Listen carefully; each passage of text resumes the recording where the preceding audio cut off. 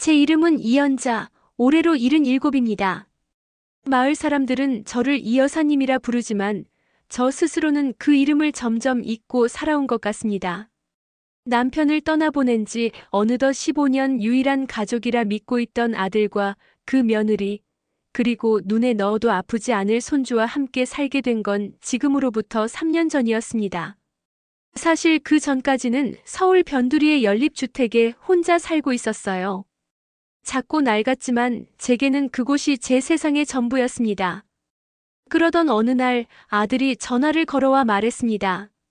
엄마, 애 키우고 맞벌이 하면서 따로 사는 게 너무 힘들어요. 엄마랑 같이 살면 서로 좋잖아요. 그 말에 저는 망설임 없이 짐을 쌌습니다. 아들의 말 한마디에 세간살이를 정리하고 작은 바람을 품고 새 집으로 들어갔습니다. 처음엔 며느리도 참 살가웠습니다. 이연자 여사님 하며 깍듯이 말하고 생신 때면 케이크도 사와불까지 붙였습니다. 제가 해주는 된장국에 와, 어머니 진짜 손맛 대박이에요. 하며 엄지를 지켜세우던 그 모습이 아직도 눈에 선합니다. 저는 그런 며느리가 참 예뻤습니다. 딸이 없는 저에겐 지연이 그 며느리가 딸 같았거든요. 하지만 세월이 흐르며 무언가 조금씩 어긋나기 시작했습니다. 처음엔 작은 말투였습니다. 어머니, 요즘은 그렇게 안 해요. 어머님 세대랑은 다르니까요. 그러다 점점 눈을 마주치지 않고 저녁 식사도 각자 챙겨 먹더군요. 처음엔 제가 무언가 실수한 건가 싶어 애써 미소를 지었습니다. 그러던 어느 날 일이 터졌습니다.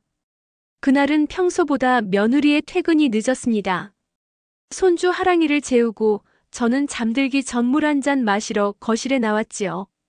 그런데 부엌 탁자에 놓인 며느리의 노트북이 켜져 있었고 화면엔 무언가가 떠 있었습니다.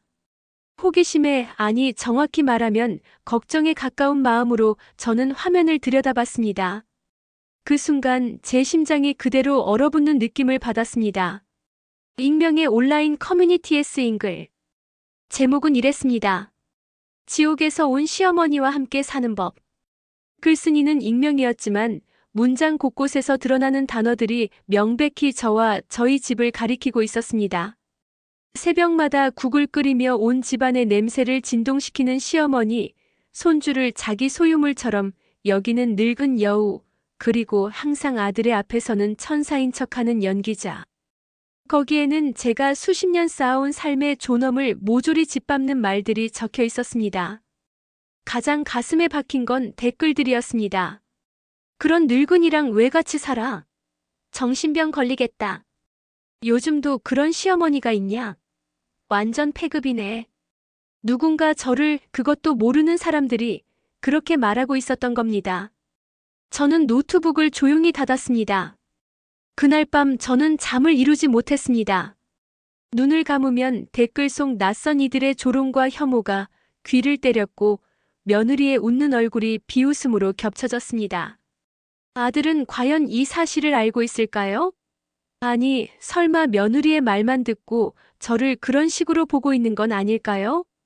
다음 날 아침 저는 아무 일도 없었던 듯 평소처럼 아침을 준비했습니다. 콩나물국, 계란말이, 그리고 김치전. 손주가 좋아하는 반찬이었지요.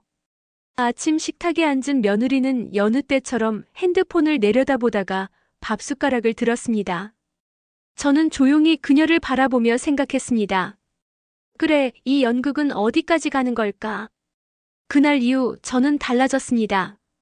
겉으로는 여전히 살가운 시어머니였지만 속으로는 차가운 각성을 시작했습니다. 제가 잃어버렸던 제 이름, 제 삶, 그리고 제 자존심을 되찾기 위한 조용한 전쟁이 시작된 것입니다. 그 누구도 눈치채지 못한 첫 번째 반격의 장막은 그렇게 서서히 내려오고 있었습니다. 그날 이후로 저는 모든 계획을 다시 세우기 시작했습니다. 다정한 노모의 얼굴을 한 채 마음속에서는 철저히 전략을 구축했습니다. 복잡한 감정은 이미 지나갔습니다. 상처는 굳었고 남은 건 의지와 계산뿐이었습니다. 그들에게 들키지 않고 제가 제 삶을 회수하는 길. 그것만이 유일한 목적이었습니다. 먼저 확인해야 할 게 있었습니다. 아들 명의로 되어 있는 집. 그 집에 제가 단순히 같이 살고 있는 사람으로 존재하고 있는지 혹은 재산 분할에 영향을 끼칠 수 있을 정도의 법적 위치를 갖고 있는지. 자그마한 법률 상담소를 찾아갔습니다. 상담사는 고개를 저었습니다. 어머님 명의가 아드님으로 되어 있다면 어머님은 거기서 아무 권한이 없으세요. 설령 수년을 살았다고 해도 증여나 상속처럼 법적 문서를 남기지 않았다면 법적 권리는 없다고 보셔야 합니다. 순간 허탈감이 밀려왔지만 금세 이를 악물었습니다. 그래, 좋다. 그렇다면 내가 나갈 준비를 하면 그만이다. 이 집은 더 이상 내 보금자리가 아니다. 나는 언제든 나갈 준비가 되어 있어야 한다. 다만 나가되 빈손으로 나가지 않겠다. 며느리는 여전히 무심한 듯 일상을 흘려보냈습니다. 저를 투명인간 취급하며 식탁에 앉지도 않고 하랑이와 둘이 저녁을 먹고 때로는 남편인 제 아들과 외식 사진을 SNS에 올려 사람들의 부러운 가족이라는 댓글을 모으며 흡족해하곤 했습니다.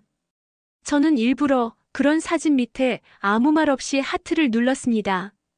그녀가 깜짝 놀랄 얼굴로 핸드폰을 쳐다보는 순간이 상상되어 저도 모르게 입꼬리가 올라갔습니다. 이제 그녀는 느꼈을 것입니다. 제가 무엇인가 알고 있다는 것을. 며칠 뒤 드디어 저는 제 첫 조치를 실행에 옮겼습니다. 오랜 지인이 운영하는 작은 노인복지센터를 찾아가 임시 거처로 사용할 수 있는 공간이 있는지 물었습니다. 다행히 작은 원룸형 쉼터 하나가 한 달 뒤에 비워진다는 답을 받았습니다. 저는 그곳을 예약하며 보증금 일부를 선입금했습니다. 제 이름으로 제 계좌로. 그리고 그날 밤 저는 일기를 쓰기 시작했습니다. 오래전부터 습관처럼 해왔지만 이번에는 달랐습니다. 단순한 하루의 기록이 아니라 며느리의 언행 하나하나를 상세히 기록한 증거로서의 일기였습니다. 법적 조치가 필요할 때 제출할 수 있도록 날짜와 시간까지 정확히 기입했습니다. 며느리가 제 이름으로 의료시술을 받은 기록도 증거물로 출력해 따로 보관했습니다. 아들이 모르게 그녀가 버린 크고 작은 재정적 무단 사용 내역도 하나씩 수집하기 시작했습니다. 계좌 변동, 카드 명세서, 문자고지, 영수증. 그녀는 아무것도 모른 채 저를 여전히 늙은이 취급했기 때문에 가능했습니다. 저는 그렇게 점점 제가 통제할 수 있는 자산과 정보를 늘려갔습니다. 그리고 무엇보다 손주 하랑이에 대한 생각도 정리해야 했습니다. 아이는 죄가 없었고 저를 따랐습니다. 하지만 아이를 계속 보는 것이 과연 올바른 일일까? 그 고민은 제게 가장 아픈 결정이었습니다. 결국 저는 복지센터 상담사와 한참을 이야기를 나눈 뒤 마음을 정했습니다. 제가 이 집을 나가게 될 경우 하랑이와도 일시적이든 영구적이든 거리를 두겠다고. 그 아이가 저를 찾는다면 나중에 어른이 되어 스스로 저를 이해할 수 있을 때 다시 만날 수 있으리라. 그렇게 믿기로 했습니다. 다음 날 아들이 말했습니다. 엄마, 우리 이제 집도 좀 바꾸자. 요즘 엄마 많이 힘들어 보이셔서 좀 더 좋은 곳으로 옮기는 게 어때요? 그 말은 분명히 며느리의 입김이 느껴지는 문장이었습니다. 나가달라는 말을 그렇게 포장한 것이겠지요. 저는 조용히 대답했습니다. 그래, 너희가 더 편하면 그렇게 해. 나는 곧 나갈 준비하고 있어. 아들의 눈이 동그랗게 커졌습니다. 엄마가 나간다고? 왜 갑자기 그래요? 무슨 일 있어요? 저는 웃었습니다. 아니다. 그냥 내가 너무 오래 머물렀지 싶어서. 이젠 나도 내 삶을 좀 살아야지. 그 말에 아들은 아무 말도 못했습니다. 잠시 후 저를 안쓰럽다는 듯 쳐다보았지만 그 눈동자엔 깊은 이해도 진심도 없었습니다. 저는 속으로 생각했습니다. 그래, 너도 결국 지연이 말을 믿고 있는 거지. 내 어머니를 그렇게 만든 것도 모르고. 이제 진짜 준비는 끝났습니다. 나갈 시간, 그리고 나를 지키는 시간. 제 인생이 다시 시작될 시간이 가까워지고 있었습니다. 짐을 싸기로 결심한 날, 저는 거울 앞에 앉아 오래도록 저 자신을 바라봤습니다. 살면서 이렇게 오래, 그리고 이렇게 낯설게 제 얼굴을 들여다본 적이 없었습니다. 주름이 깊었고 눈가에는 피로가 쌓여 있었습니다. 하지만 그 모든 흔적을 관통하는 단 하나의 감정이 있었습니다. 바로 결의. 저는 흔들리지 않기로 했습니다. 이 싸움은 제 생의 마지막 전투이자 제 이름을 지키는 싸움이니까요. 며칠 뒤 저는 아들에게 조용히 말했습니다. 태어나 다음 달부터는 내가 잠시 여행을 다녀오려 해. 혼자만의 시간이 필요할 것 같아서. 아들은 놀란 눈으로 저를 바라보았습니다. 여행이요? 어디요? 누구랑요? 저는 미소 지었습니다. 혼자서. 어디 멀리 가는 건 아니야. 그동안 못했던 것들 좀 하려고. 그렇게 말하며 저는 일부러 세탁실에 가서 제 여행 가방을 꺼내 놓았습니다. 그 모습을 본 며느리는 묘한 얼굴로 저를 힐끗 쳐다봤습니다. 눈에는 설마 진짜 나가는 건 아니겠지? 하는 불신과 어딘가 모르게 안도하는 기색이 서려 있었습니다. 저는 그런 눈길에도 미소를 잃지 않았습니다. 그들이 무엇을 기대하든 이번에는 그 기대를 산산이 깨트려줄 작정이었거든요. 저를 가엾은 노인으로 여긴 그 오만함, 그리고 멋대로 제 인생을 가공한 그 위선에 대한 철저한 응징이 필요했습니다. 준비는 차근차근 진행됐습니다. 복지센터에 마지막 확인 전화를 걸었고 이삿짐 센터에도 조용히 연락했습니다. 제 짐은 많지 않았습니다. 몇 벌의 옷과 오래된 앨범, 사진 몇 장, 그리고 친정 어머니가 주신 자개장 하나. 그것이면 충분했습니다. 이제는 그 누구의 것도 아닌 오롯이 저를 위한 공간으로 떠나는 길이었기에 이삿날 이틀 전 저는 마지막으로 하나의 조치를 더 취했습니다. 구청 법률 상담실에 들러 명예훼손 관련 고발 상담을 받았습니다. 익명이라고 해도 반복적인 게시물과 증거가 있다면 수사 의뢰가 가능하다는 이야기를 들었습니다. 저는 바로 진정서를 작성했습니다. 캡처한 온라인 게시글과 며느리의 행적이 드러나는 정황을 함께 제출했습니다. 그리고 저는 제 이름으로 또 하나의 계좌를 개설했습니다. 그 계좌에는 제 앞으로 들어오는 연금과 부동산 잔금을 분리해 이체했습니다. 혹시 모를 법적 분쟁에 대비해 모든 내역을 명확히 해두는 것이 목적이었습니다. 이제는 누구도 심지어 아들이라 해도 제 삶에 손댈 수 없도록 해야 했습니다. 이삿날 전날 밤 저는 거실 소파에 앉아 가족 사진을 하나하나 꺼내보았습니다. 젊은 날에 제가 웃고 있는 사진, 어린 아들이 제 무릎에 안겨 환히 웃던 순간들. 모두가 너무 소중했고 또 가슴 아픈 시간이었습니다. 하지만 그 사진들에 얽매여 다시는 발목 잡히지 않기로 했습니다. 사진은 조용히 앨범에 다시 넣었습니다. 다만 가족 사진은 복지센터로 가져가지 않기로 했습니다. 그건 그들의 것이었으니까요.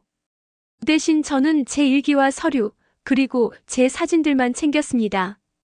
사진 동호회에서 찍은 바다, 노을, 아이들 웃음 모두 제가 살아있음을 느낄 수 있는 장면들이었습니다. 이삿날 아침 저는 평소보다 훨씬 이른 시간에 눈을 떴습니다. 커튼 사이로 햇살이 스며들었고 저는 작은 가방을 어깨에 메고 마지막으로 집안을 둘러봤습니다. 주방에 걸린 수세미, 제 손때가 묻은 조리도구, 손주가 그린 낙서들까지 모든 것이 제 시간을 붙잡고 있었지만 저는 미련 없이 등을 돌렸습니다. 아들이 출근하려고 나서다 저를 보더니 물었습니다. 엄마, 오늘 어디 가세요? 저는 웃었습니다. 그래, 약속했던 여행 가는 날이잖니. 걱정 마라. 잘 다녀올게. 며느리는 말이 없었습니다. 단 한마디 인사조차 하지 않았습니다. 저는 고개를 숙이며 인사를 건넸습니다. 그동안 고마웠다. 지연아. 그 말에 며느리는 멈칫했지만 아무 대답도 없었습니다. 그녀의 눈엔 안도감과 의문, 그리고 찜찜한 두려움이 함께 서려 있었습니다. 저의 반격이 이제 시작된다는 걸 본능적으로 느낀 걸지도 모릅니다. 현관문을 나서며 저는 속으로 되뇌었습니다. 이제 내 이름으로 다시 시작하는 거야. 다시는 그 누구의 그늘에 서지 않겠다. 그날 오후 이삿짐은 복지센터 앞 원룸으로 무사히 도착했습니다. 열쇠를 건네받고 문을 여는 순간 저는 평생 처음으로 진짜 혼자의 공간에 발을 디뎠습니다. 낯설었지만 따뜻했고 무엇보다 제 것이었습니다. 그 작은 공간에서 저는 다시 태어나기로 했습니다. 저는 누구의 며느리도 누구의 시어머니도 아닌 오롯이 이연자로서의 삶이 이제 막 시작되고 있었습니다. 새로운 공간에서 맞이한 첫 아침, 창밖으로 들어온 햇살은 마치 저를 환영하듯 포근했습니다. 처음엔 침대에 낯선 감촉에 잠을 설칠 줄 알았지만 의외로 깊은 잠을 잤습니다. 밤새 한 번도 눈을 뜨지 않았다는 게 믿기지 않을 만큼 편안한 밤이었습니다. 그동안 제 몸이 얼마나 긴장 속에서 살아왔는지 비로소 알 수 있었던 순간이었죠. 복지센터 옆 작은 슈퍼에 들러 간단한 아침거리를 샀습니다. 두유 한 팩과 식빵, 그리고 삶은 달걀 2알. 예전 같았으면 누군가의 입맛을 먼저 생각했겠지만 이제는 제 입에 맞는 것만 고르면 됐습니다. 작고 소박한 식탁 위에 놓인 그 음식들이 어쩌면 그 어떤 진수성찬보다도 값진 식사였습니다. 밥을 먹고 난 뒤 저는 사진 동호회 게시판을 열어 다음 모임 일정을 확인했습니다. 처음엔 그저 마음의 위안이 될까 해서 시작했던 취미였지만 지금은 그 공간이 제 유일한 사회이자 살아있음의 증명이었습니다. 회장님인 영자 씨가 남긴 댓글이 눈에 띄었습니다. 이번 주 토요일 바다 출사 갑니다. 박 여사님 새 보금자리에서 기념샷도 찍어요. 그 댓글을 보고 저는 모처럼 크게 웃었습니다. 누군가 제 이름을 부르며 농담을 걸어준다는 것이 이렇게 따뜻한 일이라는 걸 이제야 느낍니다. 집에서는 늘 엄마, 하랑이, 할머니 혹은 거기오라는 호칭뿐이었으니까요. 점심 무렵 딸에게 전화가 왔습니다. 오랜만에 듣는 목소리에 저는 괜히 목이 메었습니다. 엄마, 괜찮아? 불편한 건 없어? 응, 하나도 없어. 너무 좋아. 여긴 말이야, 창문만 열면 바닷소리가 들려. 밤엔 파도 소리 들으며 잠들 수 있고 아침엔 갈매기 울음소리에 눈이 떠져. 진짜 잘하셨어요, 엄마. 이제 엄마 인생 사세요. 그 말에 저는 울컥했습니다. 제 삶을 엄마 인생이라 말해주는 사람이 있다는 것만으로도 위로가 되었습니다. 그날 오후 복지센터에선 작은 모임이 있었습니다. 어르신들이 모여 각자 손재주로 만든 물건을 나누고 함께 다과를 즐기는 자리였죠. 저는 낯을 조금 가렸지만 그 안의 분위기는 무척 따뜻했습니다. 박 여사님, 김치 좀 맛보실래요? 내가 담근 건데 다들 맛있다 하셔. 한 어르신이 건넨 김치 한 점을 받아 먹으며 저는 처음으로 새로운 동네에서 어깨를 조금 펴게 되었습니다. 모임이 끝나고 방으로 돌아오니 낯선 번호로 전화가 와 있었습니다. 휴대폰을 들었다가 곧장 가슴이 철렁 내려앉았습니다. 아들이었습니다. 저장된 이름 대신 낯선 번호로 전화를 건 이유는 분명했습니다. 제가 이전 번호를 바꿨다는 사실을 알고 있었고 이제 어떻게든 저를 찾아내려는 시도였습니다. 하지만 저는 받지 않았습니다. 대신 문자를 보냈습니다. 아들, 너도 이제 내 삶을 살아. 그리고 나는 이제 내 삶을 살 거야. 더 이상 과거에 묶이지 않을래. 그 뒤로 며느리에게서도 아들에게서도 연락이 오지 않았습니다. 아마 제 단호한 태도에 당황했을 것입니다. 그들은 평생 제가 자신들에게 무조건 헌신할 거라고 믿었겠지요. 그 믿음이 무너진 지금 그들의 삶은 조금씩 흔들리기 시작했을 겁니다. 다음 날 저는 동호회 사람들과 함께 바다로 출사를 나갔습니다. 지푸른 수평선 위로 아침 햇살이 반짝이는 풍경을 카메라에 담으며 저는 문득 깨달았습니다. 과거를 모두 끊어냈다고 해서 상처가 사라지는 건 아니지만 그 상처를 끌어안은 채로도 다시 웃을 수 있다는 걸. 그날 찍은 사진 중 특히 마음에 드는 한 장을 골라 인화했습니다. 바다를 등지고 제 그림자가 길게 들이운 장면이었지요. 저는 그 사진 아래 작은 글귀를 써넣었습니다. 내 그림자가 나를 삼키던 시절은 끝났다. 이제는 나의 발걸음이 나의 길을 만든다. 그 문장을 읽으며 저는 확신했습니다. 진짜 반격은 증오로 가득한 보복이 아니라 나다운 삶으로 되찾는 평온이라는 것을. 저는 이 새로운 여정을 두렵지 않게 받아들일 수 있었습니다. 왜냐하면 저는 더 이상 누구의 그림자도 아니었으니까요. 그날 이후로 저는 매일 아침 해가 떠오르기 전 바닷가 산책길을 걷기 시작했습니다. 바람은 시원했고 파도 소리는 마음을 정갈하게 해주었습니다. 혼자 걷는 길이 외롭기보다는 오히려 든든했습니다. 매일 조금씩 더 멀리, 조금씩 더 똑바로 걷게 되더군요. 어느 날 복지센터 게시판에 낯익은 이름이 붙어 있는 걸 보게 됐습니다. 김지연 씨 스마트폰 초급반 수강 신청, 그 이름 하나에 제 심장이 잠시 멎는 듯 했습니다. 며느리와 이름이 같았습니다. 물론 흔한 이름이니 동명이인일 수 있었지만 그 순간 들끓는 감정은 멈출 수 없었습니다. 혹시나 하는 마음에 사무실에 조심스럽게 물었습니다. 저기 김지연 씨가 누구신지 알 수 있을까요? 상담사는 아무 의심 없이 말해주었습니다. 아, 이번에 새로 이사 오신 분이에요.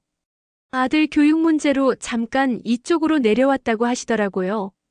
아직 젊으신데 스마트폰이 익숙치 않다고 해서 초급반 신청하셨어요. 순간 저는 확신할 수 있었습니다. 그녀였습니다. 제 며느리.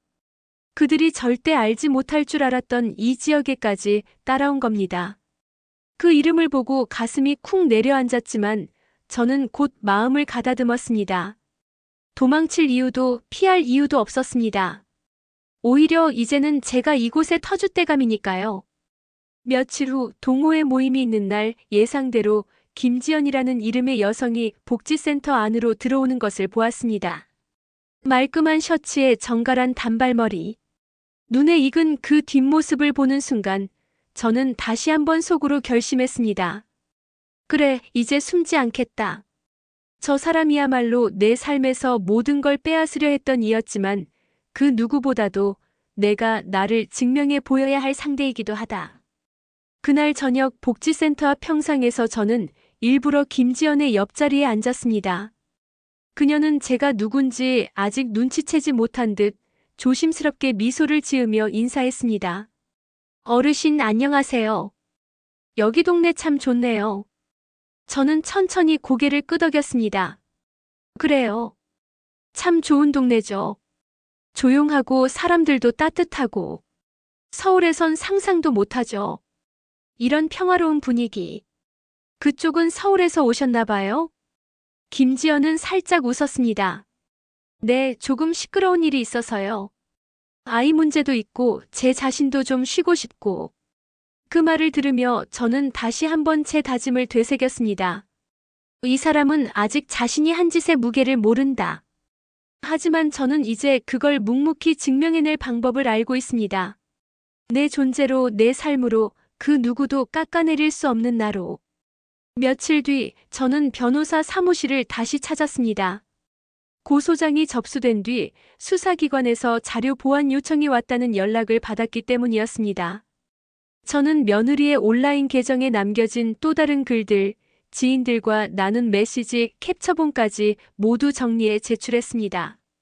이제 이 싸움은 말이 아닌 증거로 말할 수 있는 단계에 들어섰습니다. 어느 저녁 복지센터 마당에서 작은 음악회가 열렸습니다. 주민들이 모여 노래하고 춤을 추며 웃는 자리였죠. 김지연도 그 자리에 있었습니다. 여전히 제 얼굴을 알아보지 못한 채 사람들과 스스럼 없이 어울렸습니다.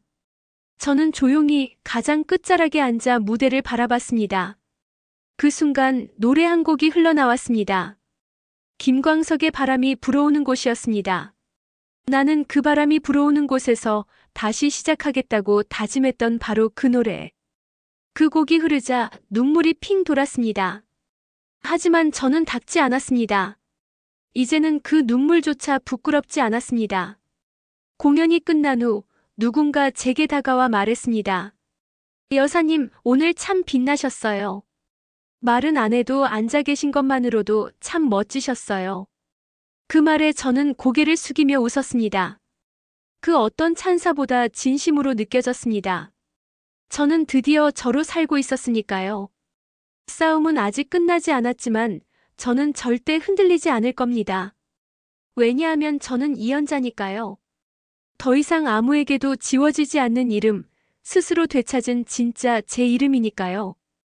복지센터 음악회가 있던 날 이후 김지연은 저를 자주 마주치기 시작했습니다.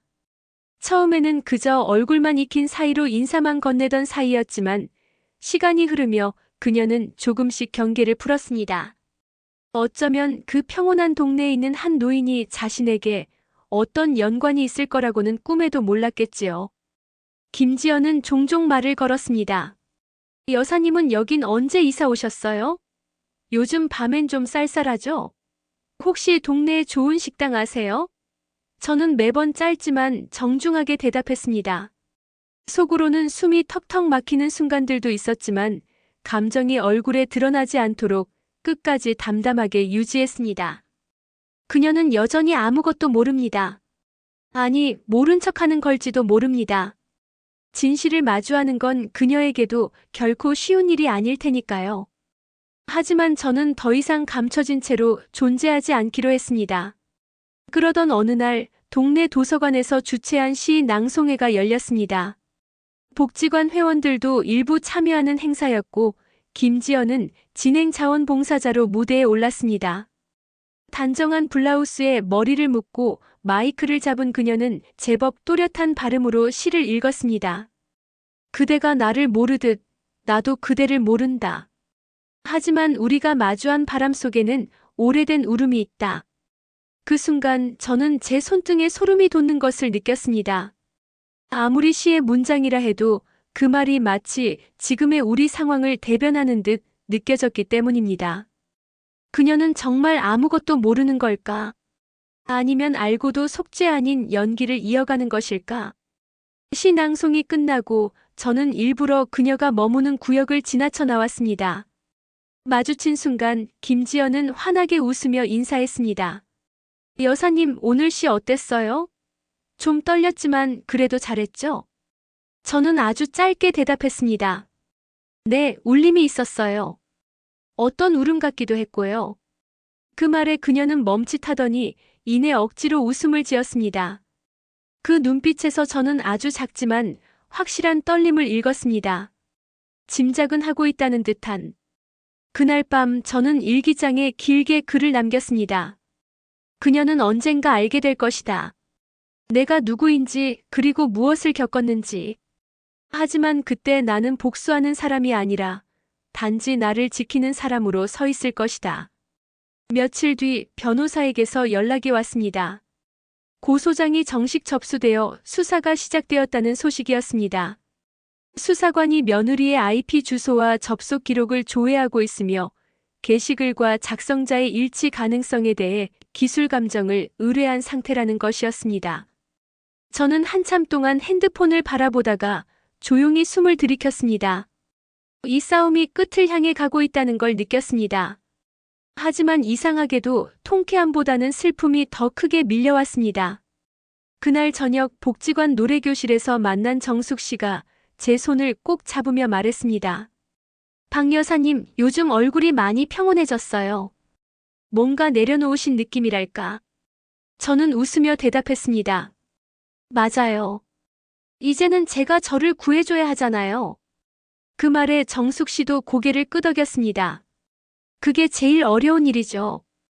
근데 해내셨네요. 그 순간 저는 깨달았습니다. 내가 하고 있는 이 모든 일은 복수가 아니라 회복이라는 것을. 잃어버린 나를 다시 찾아가는 긴 여정. 그리고 그 끝에서 마주할 나는 분명 지금보다 훨씬 단단하고 자유로운 사람일 거라고.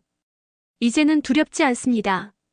그 누구와 다시 마주치게 되더라도 나는 더 이상 외면당하거나 짓밟히는 사람이 아닙니다. 나는 이연자입니다. 내 이름의 무게를 내가 가장 잘 알고 있으니까요. 고소장이 접수된 이후 김지연은 어느 날부터인가 복지관의 모습을 드러내지 않았습니다. 처음엔 단순히 바쁜 일정이라 생각했지만 시간이 지나며 저는 확신하게 되었습니다. 그녀는 무언가를 눈치챈 것입니다. 아니면 경찰로부터 연락을 받은 걸지도 모르겠습니다. 하지만 저는 서두르지 않았습니다. 급하게 다가가면 오히려 물러나기 마련이지요. 이 싸움은 제게 단순한 감정의 분풀이가 아니었습니다. 저는 잃어버렸던 제 삶의 균형을 되찾는 중이었고, 그 길은 생각보다 조용하고 단단한 길이었습니다. 그 무렵 저는 복지관에서 자원봉사 활동을 시작했습니다. 어린이 독서 지도와 시니어 미술교실 보조를 맡으며 매일의 루틴을 만들어갔습니다. 아침마다 커피 한 잔을 내려 마시고 마을버스를 타고 복지관에 가는 일상이 반복됐습니다. 아이들이 웃으며 이 할머니 또 왔네 하고 반기는 모습에 마음이 따뜻해졌습니다. 그러던 중 지역 신문사에서 복지관 활동을 취재하러 왔습니다.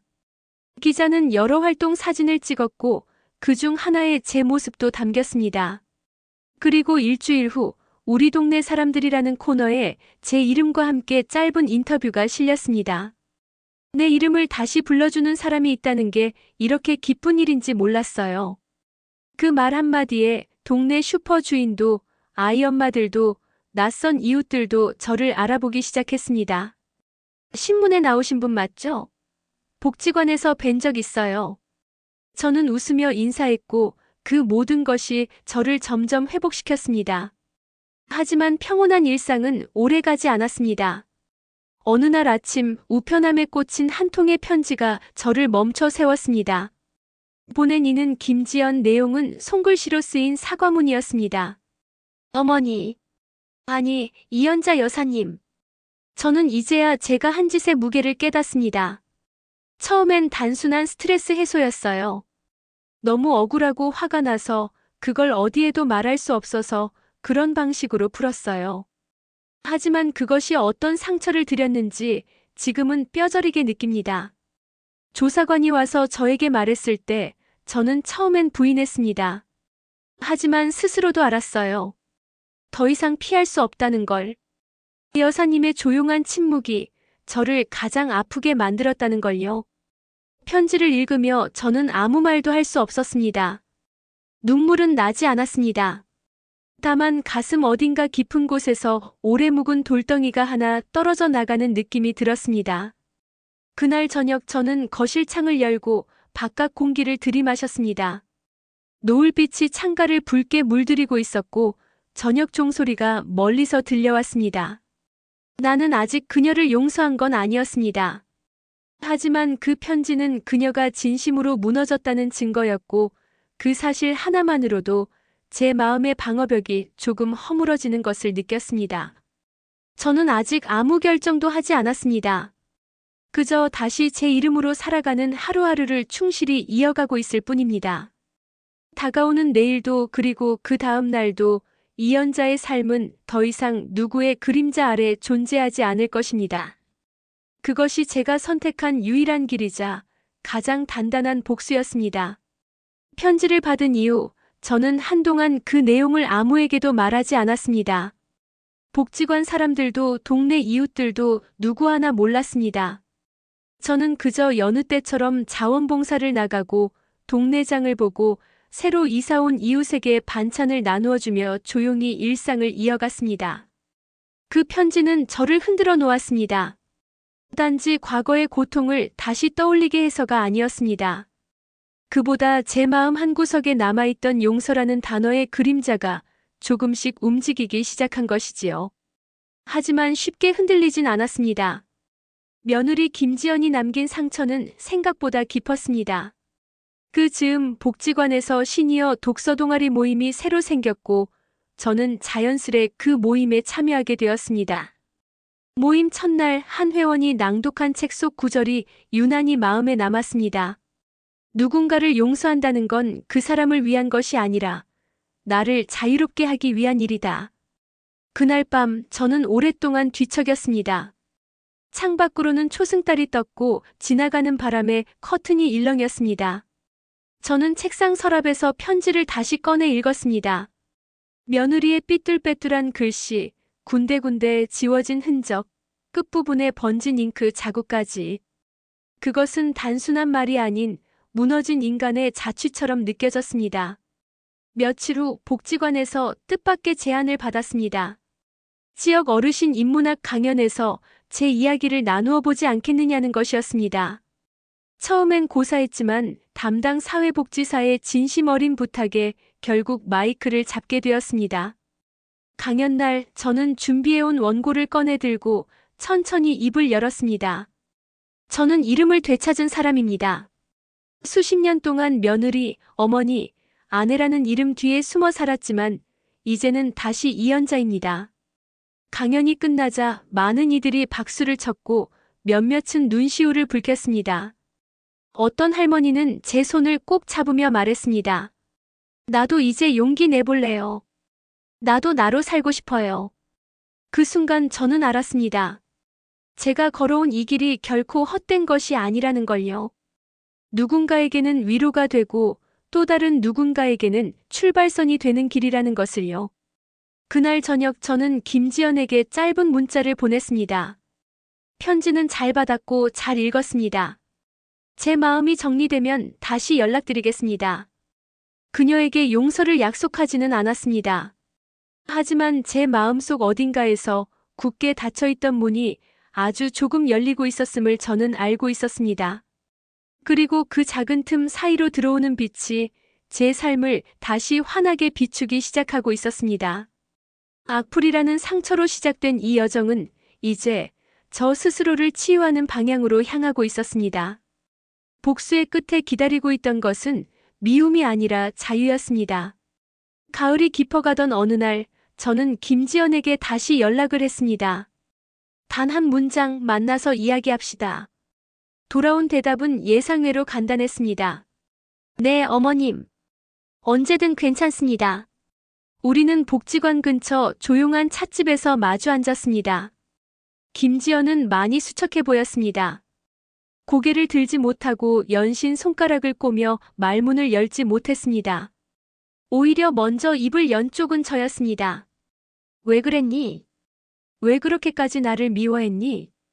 그 말에 그녀는 얼굴을 들고 눈시울을 붉혔습니다. 미워한 게 아니었어요. 그냥 너무 힘들었어요. 애 키우랴 일하랴 남편은 자기 일만 바쁘고 그러다 보니 어머니까지 신경 쓸 여유가 없었어요. 그런데 어머니는 늘 당연하다는 듯 곁에 계셨고 나는 자꾸 숨이 막혔어요. 그 감정을 어디에도 말할 수 없어서 그냥 그곳에 섰던 거예요. 그녀의 말은 궤변 같기도 한편으론 처연하기도 했습니다. 그렇게라도 감정을 해소할 수밖에 없었던 상황, 그걸 이해하지 못할 정도로 저도 무심한 사람이 아니었습니다. 하지만 용서와 이해는 결코 같은 말이 아니었습니다. 나는 말이야, 지연아. 너를 딸처럼 생각했단다. 내가 좋아하는 반찬을 기억하고 내가 아프다 하면 밤새 약을 끓이고 내 아이를 내 품에 안고도 내게 고맙단 말 한마디 들을 날만 기다렸어. 그런데 나는 너한텐 지옥이었구나. 그녀는 고개를 푹 숙이고 울음을 터뜨렸습니다. 찻집 안은 조용했고 커피잔을 닦는 주인의 손길 소리만이 은은하게 퍼졌습니다. 저는 잠시 눈을 감았습니다. 그 순간 제 안에서 무언가 정리되는 소리가 들렸습니다. 오래된 나무 문이 삐걱거리며 닫히는 소리 같기도 그동안 참아왔던 한숨이 빠져나가는 소리 같기도 했습니다. 다시는 나를 이용하지 마. 다시는 내 이름으로 내 시간으로 내 삶을 지탱하려 하지 마. 그게 내가 지켜야 할 최소한의 예의야. 김지연은 아무 말도 하지 않았습니다. 그저 고개를 끄덕였고 그 끄덕임은 더 이상의 변명도 반박도 기대도 담기지 않은 순수한 수긍이었습니다. 찻집을 나서며 저는 하늘을 올려다보았습니다. 흐린 날이었지만 구름 사이로 햇살 한 줄기가 스며들고 있었습니다. 그 빛은 차갑지도 뜨겁지도 않은 그저 오래된 그늘을 조금씩 걷어내는 듯한 느낌이었습니다. 용서란 그런 것이겠지요. 다시 예전으로 돌아가지 않겠다는 다짐과 더는 그 사람에게 휘둘리지 않겠다는 선언. 그리고 나 자신에게 정말 잘 버텨왔다고 말해주는 작은 포옹. 이제 저는 더 이상 시어머니도 피해자도 아닙니다. 저는 그저 제 삶을 살아가는 이름 석자. 이연자일 뿐입니다. 그날 이후 김지연은 제 앞에 다시 나타나지 않았습니다. 연락도 없었고 소식도 들리지 않았습니다. 저는 그런 고요함이 오히려 고맙다고 느꼈습니다. 마치 시끄러운 폭풍이 지나간 뒤의 정적처럼 내면의 파동마저도 가라앉은 듯 했으니까요. 복지관의 시 낭송회는 어느덧 마을 축제의 일부가 되었습니다. 저는 여전히 매주 화요일마다 연습에 나가고 그곳에서 만난 친구들과 함께 점심을 먹고 시장을 거닐고 계절을 이야기했습니다. 그 무엇 하나 특별하지 않은 일상이었지만 제겐 이 모든 시간이 너무도 소중했습니다. 그날도 평소처럼 낭송 연습을 마친 뒤 벤치에 앉아 햇살을 쬐고 있었습니다. 마침 옆에 앉은 복지관 직원이 말을 걸어왔습니다. 이 여사님, 요즘 참 편안해 보이세요. 표정이 정말 밝으세요. 그 말에 저도 모르게 웃음이 나왔습니다. 그래요? 이젠 나도 나를 좀 알아보는 것 같아서요. 그동안 내가 누구였는지 자꾸 잊고 살았거든요. 시어머니, 며느리, 할머니, 그 이름들에 가려서. 그녀는 고개를 끄덕이며 따뜻한 눈빛을 보냈습니다. 저는 잠시 눈을 감고 봄날처럼 아지랑이 피어오르는 기억을 더듬었습니다. 남편과 손을 맞잡고 걷던 길, 아들의 첫돌 때 입혔던 작은 한복, 혼자 밥을 차려 먹으며 틀어놓은 라디오 소리. 그 모든 것이 다 저였습니다. 누구의 그림자도 아닌 이연자라는 이름을 가진 한 사람. 집에 돌아오는 길, 저는 무심코 거울 앞에 섰습니다. 거기엔 낯설지만 당당한 여인이 있었습니다. 흰머리와 주름은 여전했지만 눈빛은 깊고 또렷했습니다. 저는 거울 속 제게 속삭이듯 말했습니다. 참 잘 견뎠어요. 정말 수고했어요. 그날 밤 손주 하랑이에게서 영상통화가 왔습니다. 할머니, 오늘 유치원에서 시 낭송했어요. 할머니처럼요. 저는 웃으며 박수를 쳤습니다. 어쩌면 이 아이는 기억하겠지요. 할머니의 따뜻한 밥, 함께 걷던 골목, 겨울밤 읽어주던 동화책. 그리고 언젠가는 제 이름도요. 이야기는 그렇게 끝났습니다. 비방과 조롱으로 시작된 굴욕의 시간은 제 이름을 되찾는 시간으로 마무리되었습니다. 복수가 목적은 아니었습니다. 저는 그저 저 자신을 잃지 않기 위해 싸웠고 결국 다시 저로 살아가는 법을 배웠습니다. 이제 저는 이연자입니다. 누군가의 시어머니이기 전에, 누군가의 피해자이기 전에 제 삶의 주인으로서. 그 이름 하나면 충분합니다. 혹시 당신은 누군가의 며느리였습니까? 혹은 누군가의 시어머니였습니까? 아니면 이 시대의 어머니로, 아내로 혹은 이름을 잃은 채 살아온 한 사람이었습니까?